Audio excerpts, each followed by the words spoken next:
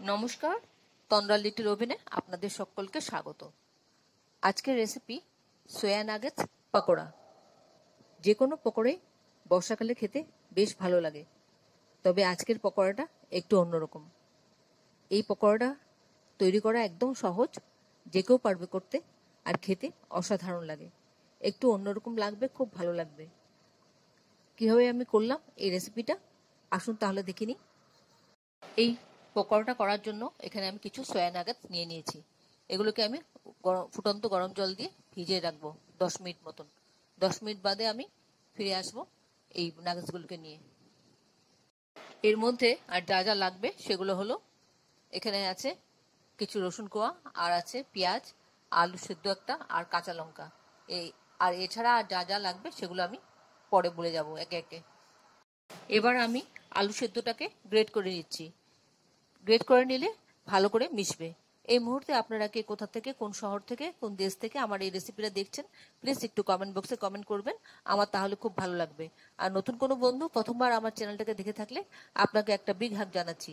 চ্যানেলটাকে সাবস্ক্রাইব করে নেওয়ার জন্য অনুরোধ রইল, পাশে বেল আইকনটা অ্যাক্টিভেট করে নেবেন, যাতে পরবর্তী আমার সমস্ত রেসিপির নোটিফিকেশন সবার আগে আপনার কাছে এসে পৌঁছয়। আর আপনি যদি ফেসবুক থেকে দেখে থাকেন তাহলে ফলো বাটনটা ক্লিক করবেন আর একটা লাইক দেবেন, তাহলে আপনি আমার সাথে জুড়ে যাবেন। আপনি আমার সাথে জুড়ে গেলে আমার সমস্ত রেসিপির নোটিফিকেশন সবার আগে আপনার কাছে এসে পৌঁছবে। আমি এবার রসুন কোয়াগুলি গ্রেট করে নিলাম। সবগুলি আমি রসুন কোয়া গ্রেট করে নিচ্ছি। এরপর আমি এখানে কাঁচা লঙ্কা নিয়েছি দুটো, সেগুলোকেও কুচি কুচি করে নিচ্ছি। খুব ভালো করে কুচি করে নিচ্ছি। আপনারা যারা এখনো পর্যন্ত আমার চ্যানেলটাকে সাবস্ক্রাইব করেননি, ঝটপট সাবস্ক্রাইব করে নিন। আপনাদেরকে আমাদের মাঝে দেখতে পেলে আমাদের খুব ভালো লাগবে। এরপর আমি পেঁয়াজটাকে কুচি করে নিচ্ছি।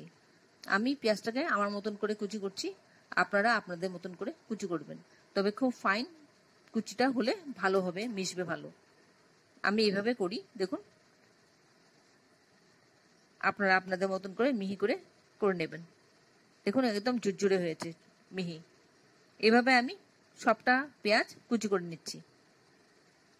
এরপর আমি নিলাম একটা কারি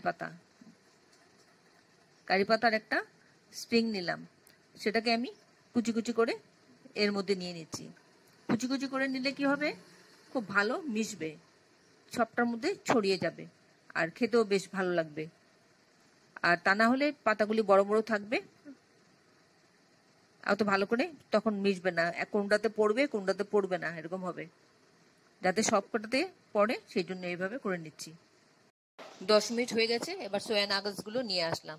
দেখুন সবকটা ভিজে নরম হয়ে গেছে। এবার আমি এগুলো থেকে ভালো করে জলটা আমি প্রথমে ফেলে দেব, দিয়ে ভালো করে নতুন জল দেব, আবার দিয়ে ভালো করে রগড়ে আমি এটা ধুয়ে নেব। এবার এর মধ্যে একটু জল দেব, ঠান্ডা জল দিলাম, দিয়ে ভালো করে ধুয়ে নেব। ওর ভিতর থেকে যা ধুলোবালি যা আছে সব বেরিয়ে যাবে, আর একটা গন্ধ থাকে, ওই গন্ধটাও চলে যাবে। এভাবে আমি সবটা ভালো করে ধুয়ে নিচ্ছি। আমি আরো কয়েকবার ধোবো। এরপর আমি এটাকে নিংড়ে এইভাবে নিয়ে নিলাম, সবটা জল বার করে দিলাম। তাহলে কি হবে, এর ভিতরে সমস্ত যা থাকে সেগুলো সব বেরিয়ে যাবে, নোংরা টোংরা যদি থাকে সেগুলো সব বেরিয়ে যাবে। আমার এগুলো একটা সাইড করে দিলাম।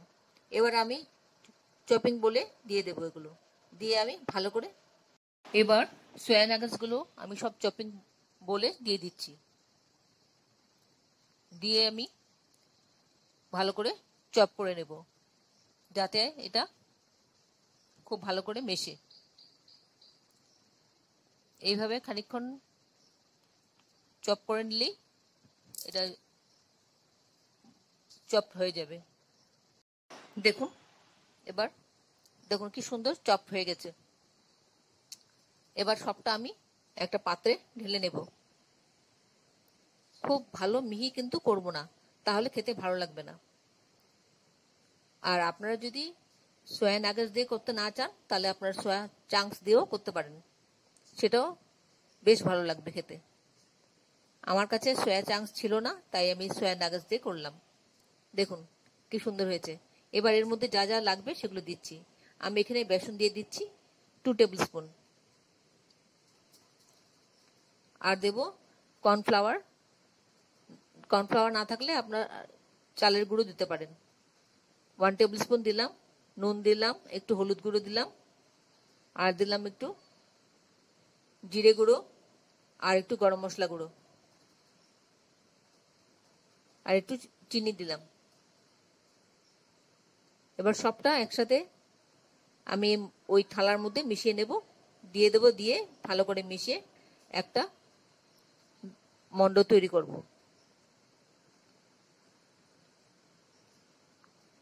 এর মধ্যে কিন্তু আর জল আমি দেব না, যা জল আছে সয়াবিনের ভেতরে সেটাই যথেষ্ট, আর কিছু লাগবে না।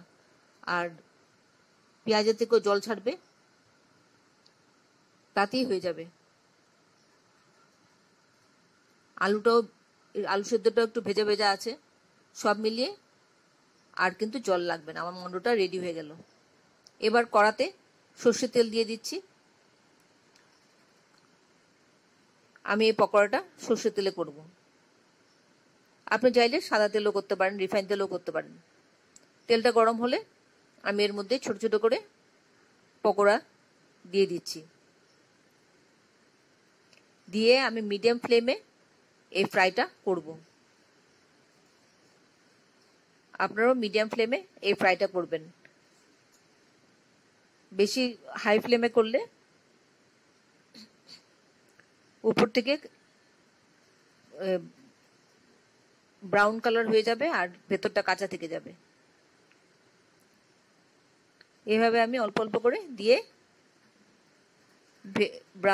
গোল্ডেন ব্রাউন করে ভেজে তুলে নিচ্ছি। আশা করি আপনাদের ভালো লাগছে আমার এই রেসিপিটা। তবে বন্ধুরা, একবার এই রেসিপিটা কিন্তু করে খাবেন, বেশ ভালো লাগে খেতে। আর এই বৃষ্টির দিনে তো, বর্ষাকালে বেশ আরো বেশি ভালো লাগে। চা বা কফির সাথে দারুণ জমে যায়।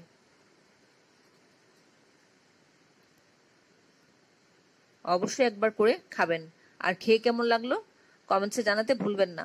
আমি আপনাদের কমেন্টসে অপেক্ষা করি। আপনাদের মতামত আমার ভীষণ প্রয়োজন।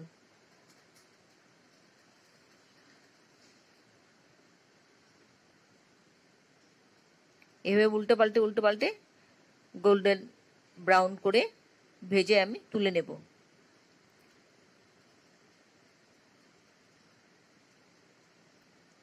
আপনারা যারা সয়া নাগেটস পছন্দ করেন তাদের তো খুবই ভালো লাগবে, আর যারা পছন্দ করেন না তারাও একটু খেয়ে দেখবেন, ভালো লাগবে। আপনারা বুঝতেই পারবেন না এটা সয়া নাগেটস দিয়ে করা, না বললে বুঝতেই পারবেন না। আর আপনাদের যদি কোনো প্রশ্ন থাকে আমার এই রেসিপি সম্পর্কে, অবশ্যই কমেন্টসে জানিয়ে দেবেন। আমি আপনাদের প্রশ্নের উত্তর জানিয়ে দেব। এতক্ষণ ধৈর্য ধরে আমার এই রেসিপিটা দেখার জন্য আপনাদেরকে অসংখ্য অসংখ্য ধন্যবাদ। আপনারা সকলে ভালো থাকবেন, সুস্থ থাকবেন, ঈশ্বরের কাছে এই কামনা করি। আর এই ধরনের নতুন নতুন রেসিপি দেখতে আমার চ্যানেলটাকে সাবস্ক্রাইব করে নেবেন, পাশে বেল আইকনটা অ্যাক্টিভেট করে নেবেন, যাতে পরবর্তী আমার সমস্ত রেসিপির নোটিফিকেশন সবার আগে আপনার কাছে এসে পৌঁছয়। আমার ফার্স্ট বেচ হয়ে গেছে, মোটামুটি গোল্ডেন ব্রাউন হয়ে গেছে একদম। এবার আমি এটাকে তুলে নিচ্ছি সবটা। তারপর সেকেন্ড ব্যাচটা দিয়ে দিচ্ছি আবার অল্প অল্প করে। এইভাবে আমি সবটা ভেজে আমি নিয়ে আসছি। ভালো লাগলে আমার এই রেসিপিটা একটা লাইক দেবেন, আর বন্ধুদের সাথে অনেক অনেক শেয়ার করবেন, যাতে অন্যরাও এইভাবে করে খেতে পারে। সবটা পকোড়া আমার ভাজা হয়ে গেল, আর প্লেটিং করে নিলাম। দেখুন কি সুন্দর লাগছে। তাহলে ভিডিওটা আজকে এখানে শেষ করছি। আবার দেখা হবে আপনাদের সাথে পরবর্তী অন্য কোনো এক রেসিপিতে। ভালো থাকবেন সবাই। নমস্কার।